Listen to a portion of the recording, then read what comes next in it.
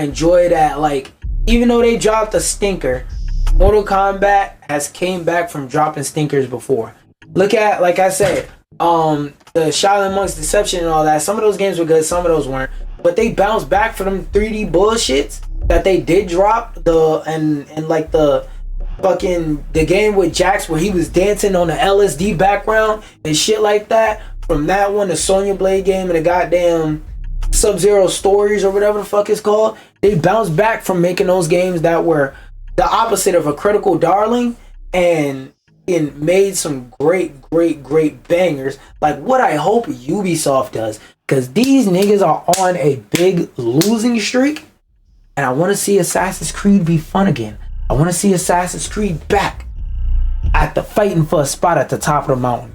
Right now, WP's not even on the mountain. Fuck fighting for a spot. Fuck their position on the mountain to get a spot at the top. These niggas ain't even at the mountain site. These motherfuckers on the beach. Going, and every time they take 2 steps forward, they go, I gotta restart. I gotta restart.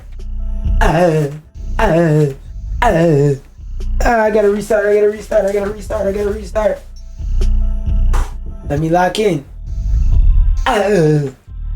That's them right now. They're limping on the beach. Everybody at the mountaintop, they either fighting to get to the top, they at the bottom, preparing themselves. They go doing their scratches and all that to get to the top. Assassin's Creed, they're on the beach. But maybe these Assassin's Creed Shadow spoilers that popped up on the Adele website, it changed my mind. Now, I am assuming that everything here is fake.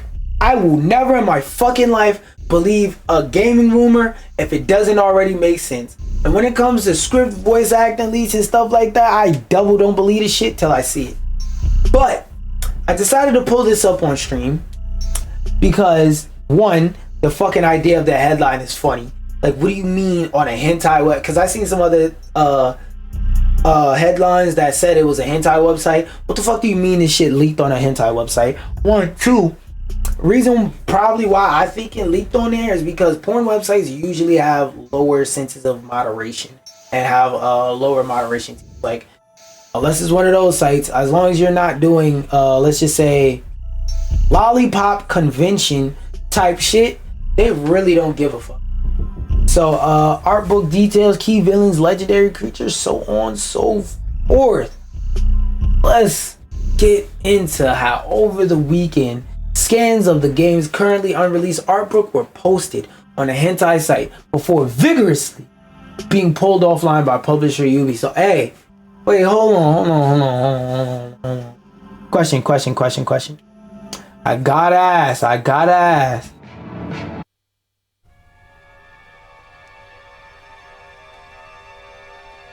How did you know somebody leaked your game on a porn website? I'm just curious because, like, right now, my Christian, wholesome, focused on my purpose, black scholarly self would never know if my information got leaked onto a pornographic website. Because me and my black brothers, we are too good for that. We are so busy in pursuit of our purpose that we cannot distract ourselves because we are practicing dick discipline. How did you know that people leaked scans and a plot for your game on a pornographic content website of cartoon porn? How did you know that?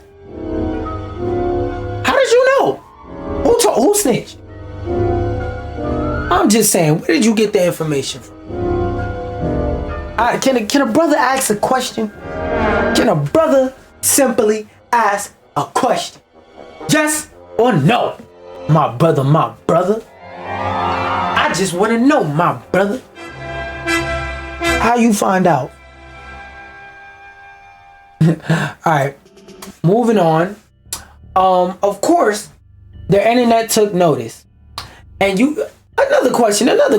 Wait. As an employee, how do you explain to your boss how you found this? Like, how do you, as an employee, how do you explain this to your boss? be like, hey boss, so over the weekend, right, I was on one of my favorite hentai websites and I was about to beat my shit ridiculously to some animated cartoon pornographic content, right? And I saw that they leaked plot details from our game. Your boss gonna be over there looking at you like, no, wait. Your boss gonna be over there looking at you like,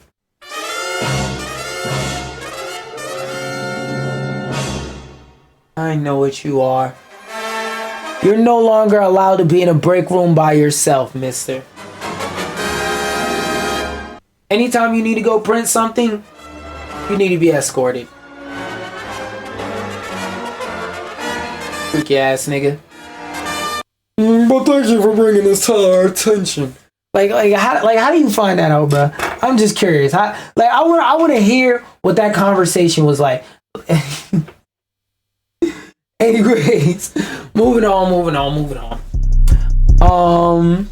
And you can now find the 200. Oh damn, 200 plus pages. Oh, niggas know the whole plot. I'm gonna read that on my own time, but niggas know the whole plot. Oof. Niggas gonna know how this game came out. Included in the leak was the art book, images which we won't include here, are details of the game's major locations, items, and characters. There's detail on what happens to be the game's Templar antagonist that Ubisoft has so far decided to keep. Man, they always using these words that don't nobody fucking know. Nigga, what is that? Stum? Silent dumb. Okay, so it's a made up word. Has decided to shut the fuck up about, even after last month's Assassin's Creed previews. But yet, hands-on previews is not the same as niggas knowing the entire plot of the whole fucking game. Also, included are descriptions of the game's legendary creatures, which I hopefully expect to be able to tame. That is a good feature from Valhalla. I don't know if it started in Valhalla, but I first noticed it in Valhalla, where you could tame creatures and shit like that.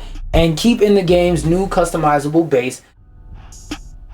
I seen that feature. I don't know about that one yet. I don't know if I'm going to use that one yet. Yeah. Alongside my garden variety cats and Tanuki. These are not the same as Assassin's Creed Odyssey's mythological fights, such as against Medusa and the Minotaur. Indeed, there's little in the art book that draws heavily on fantasy. Likewise, there's nothing in there on the game's modern day storyline, which is now being told separately by the series' new Animus hub. So for those of y'all who don't know about that, you know how like Call of Duty has, how when you get the new Call of Duty, you just download the Call of Duty launcher and then you just claim whatever Call of Duty you purchase instead of just downloading the files for that individual Call of Duty, which is a system I absolutely fucking hate, but we're not going to talk about that. They're doing the same thing for Assassin's Creed. So starting with Shadows, instead of downloading and playing each individual Assassin's Creed game by itself separately, you're downloading the whole hub and then you're going from there. After its most recent delay, Assassin's Creed Shadows is now set to blah blah blah blah blah blah blah blah. Is there anything else? Yeah, I'm not gonna lie. I know I'm gonna hear about the previews, so whether I remember to look at them or not, kind of doesn't matter. But hey, man, I really just wanted to bring this up because this shit is funny, and I hope that these leaks come out and that the story's really fucking good. I don't care about spoilers, so if I get spoiled, I don't care. But I'm just letting y'all know. Another reason why I'm bringing this up, I wanted to let y'all know if y'all give a fuck about Assassin's Creed Shadows, if y'all care about the story. That's gonna be you for the next couple days on social media, because the leaks is coming. Oh yeah, they're gonna come hard. You might have to mute them words on Twitter, but you know what's something? Speaking of Twitter, let's talk about trends and how From Software on turning Elden Ring into a multiplayer roguelike for Night Rain said that we didn't really see this as chasing a trend, though its genre combos certainly do feel like buzzwords, which I felt that too. But getting on to the article, I feel like I don't really need to give a lot of context for this. The next Elden Ring game, if I was to describe it to you, it would sound like a hodgepodge of me just spitting out marketing terms of concepts and ideas that I think gamers want in their game, because the popular game that they play has the same idea. It's essentially, it has battle royale mechanics, it has roguelike mechanics, which every fucking indie game that's out right now wants to be a goddamn roguelike. So it has that. It also has like the whole Soulsborne action RPG type mechanics, and it's something else that I remember was added in there. And I don't know, that'll probably remind me in this article, but the shit just sounds like a hodgepodge of, okay, what are the most popular concepts and types of games right now? Okay, add that, and it sounds like they added everything but it being a fucking shooter. FromSoft surprised everyone at the Game Awards last year, rather than the typical format developer uses for its Soulsborns. It was a full-on multiplayer. Oh yeah, multiplayer co-op. That's what it was. Multiplayer co-op. A full-on multiplayer cooperative roguelike with a battle royale circle type mechanic. Those combinations of words certainly feel like they could have been combined specifically to appeal to a mass market. Both multiplayer games and roguelikes are generally incredibly popular thanks to their replayability factor these days. But as Night Rain director Ishizaki shared in a recent interview with PC Gamer in a recent magazine, shout out Games Radar, the focus was condensing this experience down. The RPG elements, the exploration and character building and leveling. So what it sounds like is they said it sounds like they said fuck you more. And you remember how people was going on YouTube and looking up YouTube best builds for their characters? We're tired of that shit. So here's what we're gonna do. Every time you start the game up, you ain't got no build, bitch. Pick a preset build and that's what you rocking with, pussy. Let's see if you get through the game without. Let's see if you can get through the game without cheesing it, fuck nigga. Ishizaki explained that From Software wanted it to feel like it was all coming together and culminating in a boss fight, but in a more concentrated form, which is an interesting trend I'm noticing. Just like the trend of more and more people picking up a bottle, a glass, a jug, whatever hydration concentration device that they have to drink some water. And that's a trend that I'm about to participate with along with you. Now get the fuck up. Go. I don't care if you gotta go to the bathroom, put a cup in the toilet bowl, do whatever you gotta do. Go get you some water and take some water shots with me.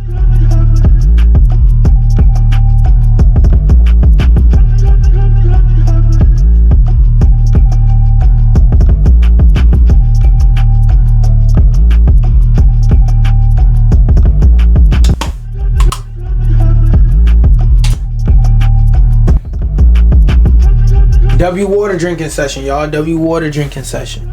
I'll fuck with it.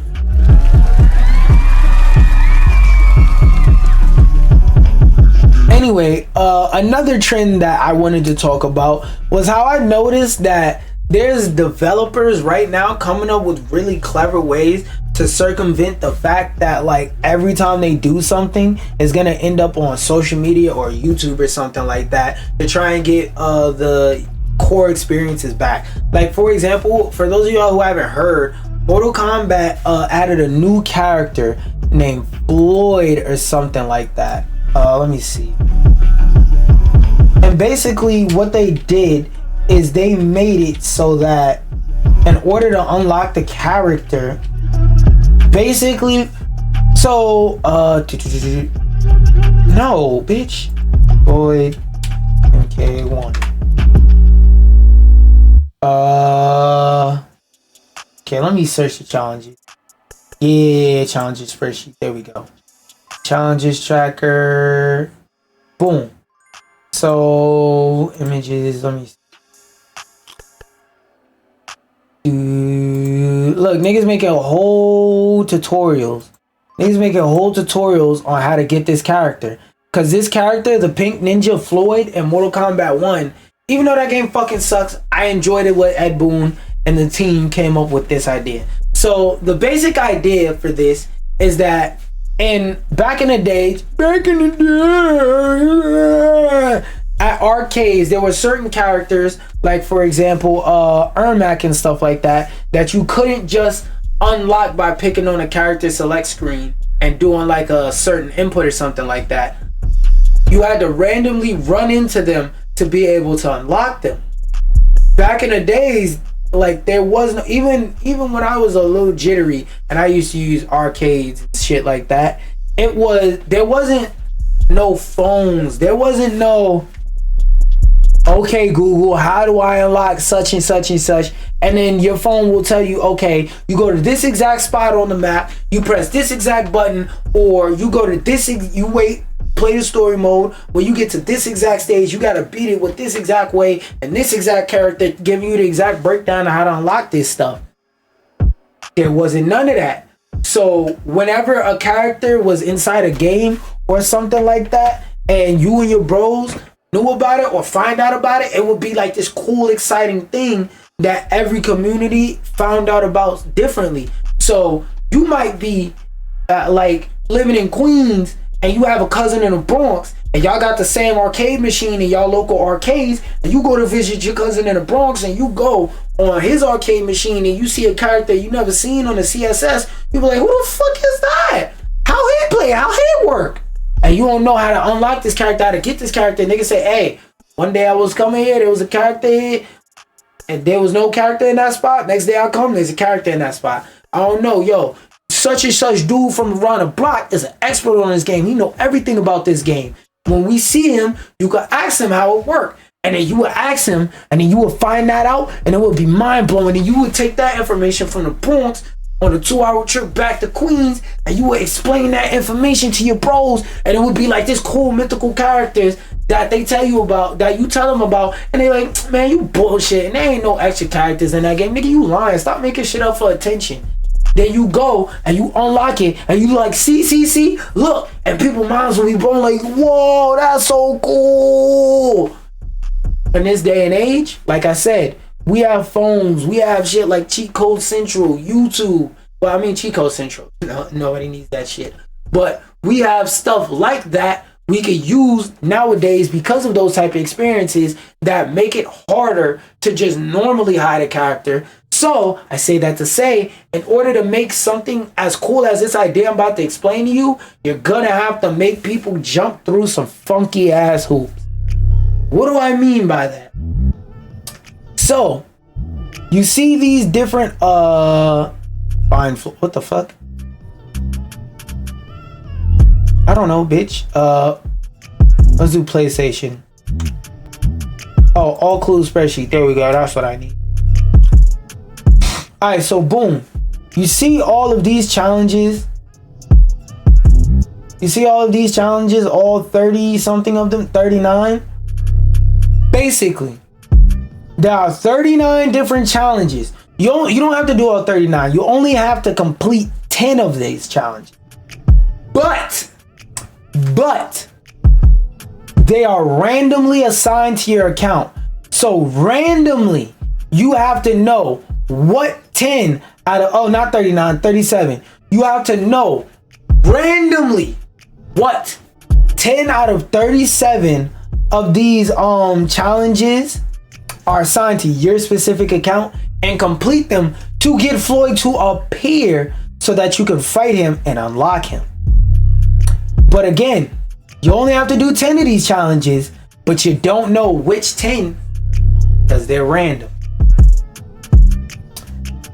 That's a really cool idea, to make it so that people can't just even, because you know people are gonna do stuff like, look, I just found a website called Floyd Tracker where you could track what challenges and stuff like that are likely have to do for your account or whatever. So they know that people are gonna create tools like this, so to circumvent that, they made it, hey, you gotta only complete 10 of these challenges, but there's 37 of them bitches. We'll give you a notification when you complete one of the ones that apply to you, bitch. That's a really cool idea and really cool way to circumvent the fact that, like I just showed you, niggas is gonna be making spreadsheets and all this type stuff about all the information of what you gotta do to unlock this stuff. So I do think The description of this game sounds like a complex ass word salad. I do think some of it is, like I said, him, like, remember how Masahiro Sakurai was Subspace Emissary? The reason why he got mad and said you will never get that shit again is because he was mad that he released the game in like a 2 days, week, month, however short period of time. The cutscenes ended up on YouTube later. I think this is the industry responding to people doing shit like that, because now they have a way to get around that. Now we have ways to basically circumvent and get through the fact that people are going to document this stuff. And I honestly say, this is a big kudos. This is why I love games in the gaming industry. Unparalleled amount of creativity that like other industries wouldn't allow and that you would never think of. But when you see it, you go, damn, why did I not think of that? It's just fucking amazing to me. Anyway, for this new sense of accomplishment, that you wouldn't quite find with Elden Ring, yeah, because there's 100 build guides out, or our previous titles, we felt like we needed some new mechanics and some new elements to add into that mix. The game director also noted that FromSoft has never really held the stance, let's absolutely not do anything that other companies are not doing or follow any trends. That's another thing I want to shout out. Now, I'm not saying to follow the trends all the time, but if you see a trend that matches your brand, go ahead and attach yourself to it. Why wouldn't you just claim those free views? That's free views, free dollars, free whatever the fuck that's just sitting right there that makes sense for your brand. For example, Marvel Rivals. We're in a trend of where I don't say it's like a current trend, but at one point in time, the gaming industry had a trend where a bunch of people were making hero shooters, and Marvel sat back and said, well, or NetEase, whoever the fuck, somebody sat back and said, well, why has nobody put literal superheroes in hero shooters? Because most people making hero shooters are making up their own unique ideas and heroes that are based off of heroes that are in Marvel anyway. So why not just skip all the workarounds and shit and actually make one with Marvel heroes? That's a trend that makes sense for Marvel to attach themselves to and go up. And that's part of the reason why Marvel Rivals is successful. Cause it makes sense. I feel like I'm on my Phantom shit. It just makes sense. Anyway, so we didn't really see this as chasing a trend, but we saw these as interesting elements that could work well within our multiplayer focused session-based gameplay, which is true. It certainly has an interesting concept, and soon a select few will be able to find out whether it works or not, as from February 14th to 17th, FromSoft is holding a network test for Night Rain. So, just like some of you, I'm going to be sitting in the crib playing on Valentine's Day, playing Night Rain by myself or with two of my friends. Likely with two of my friends, because a lot of people got this fucking invitation to this shit. So yeah, that being said, let's move on to the next article.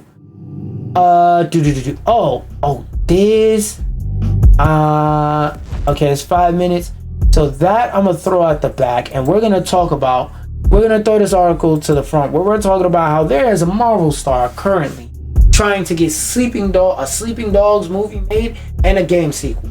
So for those of you who don't know what Sleeping Dogs is, think of Grand Theft Auto, but with better gameplay.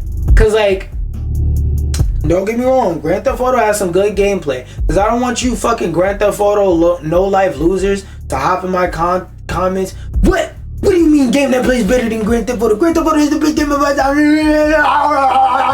You don't play no other types of games, so shut the fuck up for a second and listen to me. Sleeping Dogs it is still a great game in the in the open world crime simulator type genre, right? Sleeping Dogs, because of unfortunate circumstances, when the game first came out, it didn't really sell well because people thought it was just a fake ass GTA, when really the combat system in that game was way better than Grand Theft Auto. So like, critically, if you look at reviews at the time, it reviewed very fucking well, but it didn't sell well because, again, a lot of people said, and this is what I always talk about, this is one of the things that taught me about the, if it's like, why don't I just test? For those of you who are new here or who haven't heard of that before, let me put you on a game. Whenever something fails, the if it's like, why don't I just test, is not bound to survive. So if it's like Grand Theft Auto, why don't I just go play Grand Theft Auto? Now the answer to that is because Sleeping Dogs has a better combat system, and it generally has a better story than most of the Grand Theft Auto games, in my opinion. Maybe 5 is neck and neck with it, but I feel like Grand Theft Auto story-wise has always been kind of fucking weak, especially 3, but 3 is the oldest one, so that's not fair. But as they went on, their story's getting better, and Sleeping Dogs is neck and neck with GTA 5. I still would give the edge to Sleeping Dogs because their main character actually was a fucking character, versus Grand Theft Auto, the characters were really just parts of the set piece and reasons for you to commit the crimes, and like people for you to attach to while you're committing crimes. They didn't really feel like their own characters, in my opinion. Like, they did have some interesting aspects to them, but it's not as deep as Sleeping Dogs from what I remember. It's been a while since I played Sleeping Dogs, so I'm going a little bit off of memories. Might be rose tinted glasses, maybe shoulder shrug. But the studio that originally made Sleeping Dogs was disbanded and dissolved, so that talent is spread to various different other teams. They're not on the same team anymore. Like I said, the studio shut down, doors closed, keyboards been wrapped up for like 10 years. But recently, reports came out saying that a movie was in production. Then right after that, reports came out saying that that movie that was supposed to be in production came out of production. So let's read. Marvel actor Simu Liu, I think this is the dude from Shang-Chi, whatever the fuck it is. Yeah, there we go. Exit out, please. Alright, Marvel actor Simu Liu has revealed that he is attempting to revive the Sleeping Dogs series with a movie and a sequel to the 2012 game. A movie I could see working if it coincides with the game. I could see that.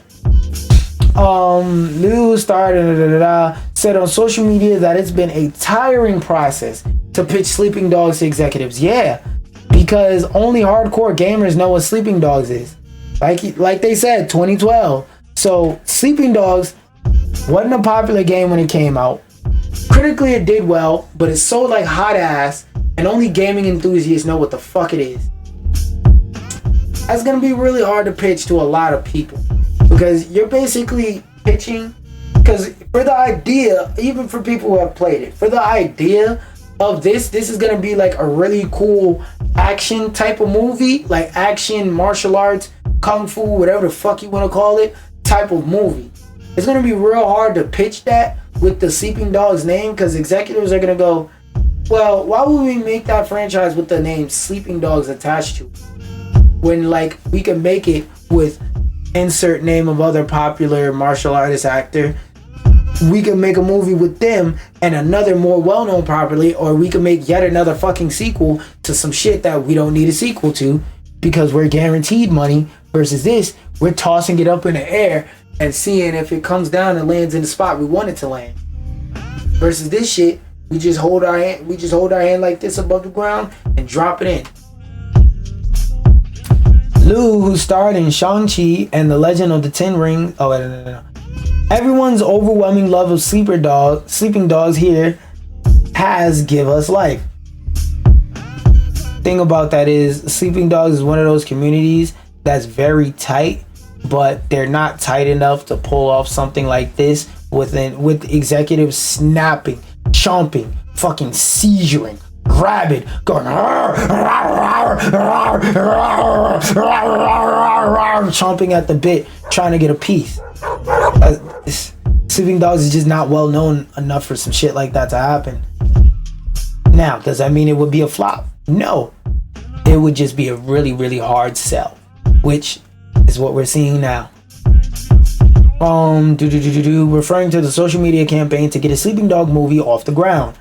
Big Bro said his plan is to make a Sleeping Dog movie first, then a sequel game for everyone, or at least that's always been the dream. Why wouldn't you release them beside each other? That's my question. My question, like, I'm not doubting that it wouldn't make sense to, how should I put it? I'm not saying that it wouldn't make sense to release them separately. I'm just saying that I personally don't see the sense. It could be something I'm missing. It could be something that I'm overlooking. But why? Like, what the fuck is the actual purpose of doing that? A source told Igan. Oh wait, is there anything after this? So looking at the actual tweet, so few film projects make it from pitch phase to green light, and then even few of those are successful. Pitching execs who don't understand the game has been tiring. Yeah, because I was watching something on the How Money Works channel, talking about how a lot of people in leadership positions and like government and companies and stuff like that in general. Look at this motherfucker snoring. That people in leadership positions at companies, the average age is going up and up and up and up. And there's a lot of reasons for that. But long story short, is going up and up and up.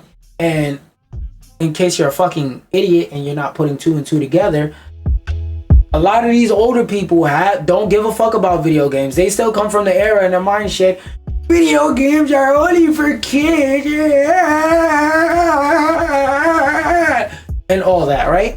So a lot of them don't even know what the fuck Sleeping Dogs is. So to pitch to them a movie about sleeping dogs, and they barely know what Grand Theft Auto is besides, my great granddaddy plays that. They don't know about most of these games. Like, if you come to them like, hey, let's make a Pac-Man movie. Oh yeah, they're gonna be seizuring, saying, yeah, let's do it. Pac-Man's the greatest game to ever release of all time. It's the biggest game in the world. Not knowing that the biggest game in the world is probably like Fortnite, GTA 5, 6 whenever it comes, /6 whenever it comes out, Roblox. They don't know what none of that shit is.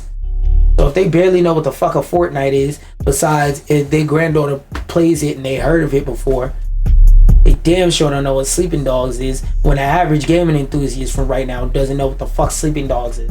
Because again, us gaming enthusiasts, you're watching this, you're probably a gaming enthusiast. We know what Sleeping Dogs is. But if you go down the street, ask the average person, what is Sleeping Dogs? They're gonna scratch their head and say, I don't know. Is that one of the mini games from in Squid Games? What the fuck is Sleeping Dogs? First a movie and then the sequel, blah, blah, blah, that shit they already told us. A source told Igan that the movie is actually in development with Liu on board to play the lead role as Wei Shin. A movie being in development doesn't mean it'll ever get made though, only that a pre-production work is being done in some capacity. So just for those of y'all who don't understand, basically that means they're getting script writers to write the script. They're doing getting script writers to write the script. They're doing casting, location sighting, stuff like that. It doesn't mean that they'll ever cut the camera on and film anything. This just means they're getting everything ready and they're setting up and they're planning for if they do start making a movie, what are they gonna do with the movie when it's done being made. Plenty of video game movies get announced and never come out for any random crazy number of reasons. Sleeping Dogs itself has been in development as a movie in some form for nearly a decade. After all, as Donnie Yen was at one point trying to make a Sleeping Dogs movie before apparently giving up. That name sounds familiar. Where have I heard it before? Hong Kong actor and filmmaker. Oh no, was he in? He was in Ip Man. I might know him from that. If he's the main actor in Ip Man, that might be what I know him from. Let me see. Yeah, he's Ip Man. Okay, that's why I've heard his name. Hip or IP, man. I've never known which one it is. But was at one point trying to make a Sleeping Dog movie before apparently giving up. The original Sleeping Dog game, blah blah blah, whatever the fuck. Yeah, I want to see a Sleeping Dogs movie so bad, but I don't know if it's ever gonna get made for the simple fact that, like I said, great game, but a game that nobody has ever heard of nonetheless. Speaking of great games, let's watch Post Year 1, the Battlefield. Last point. Oh, it's a dev diary. Yeah, let's watch it. Let's see what they're talking about. Together, trying to accomplish something. Helicopter crashes into the building next to you, and all of a sudden the roof drops on your head. The vehicle play is the... That's always been like the coolest part of this game. Jets. You get a bit sweaty. That and how big the maps are. Cool, all-out military experience. It's just unlike any other game I've played. Remember when Battlefield used to compete with COD and not be his little brother? This franchise comes with a long history, spanning over 20 years now. But the question is, how do you to build on that and push Battlefield to the next level? I've been playing Battlefield since long before I joined the team. When 1942 first came out, the amount of fun that we all sat down and had with it is just, still like a fond memory. Joining the you know exactly why he had fun with that game. Opportunity to give that team that space to do something just more amazing even than they've done. I really felt like my grandpapa that stormed on the beaches. Creating this new Battlefield universe. And to make that vision reality, we had to think big. Think big as hell, bruh. Each of our 4 studios comes with its own culture and expertise into what we call Battlefield Studios. Okay. One team that spans across the globe and combines 20 years of... Okay, that's cool and all, but y'all gonna talk about the fucking game?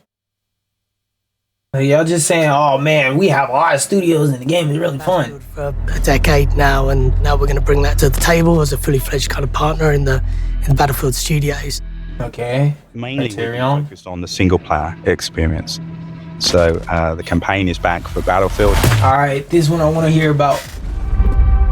We have never before had this many teams and talents dedicated to the development of Battlefield. And his shit better be good. Create a new, exciting future for the franchise. You know what's crazy? They have all these teams dedicated, and the shit is probably still gonna fucking eat your computer alive the day it releases. There's very few companies that make great games that don't run well day one. And these niggas is Battlefield Studios, they're definitely one of them. All right. 100%. DICE, definite 100% one of them. 100%. They're like, it's DICE, fucking PlayStation, and goddamn, it's another one on my brain. Oh, but that's Bethesda. Alongside our players. This game has so much potential. So I think it's about giving the team this time to really hone their craft. All right. Prototype, play test, get feedback, And then repeat that loop. over and over and over again. We have to find gameplay that really resonates with the players and then build on You hear about that gameplay? By getting access to that? There we go. Labs is our new development initiative where players will get to test specific focus areas in the game. Alright. We've done similar things in the past, but this is a whole nother level. We're doing it before we launch the game, and we're doing it with so much more content. It's an exciting way for us to interact with our audience before things go live and make sure that what we have is really fun and polished. And we have to test everything, combat to destruction to maps and modes.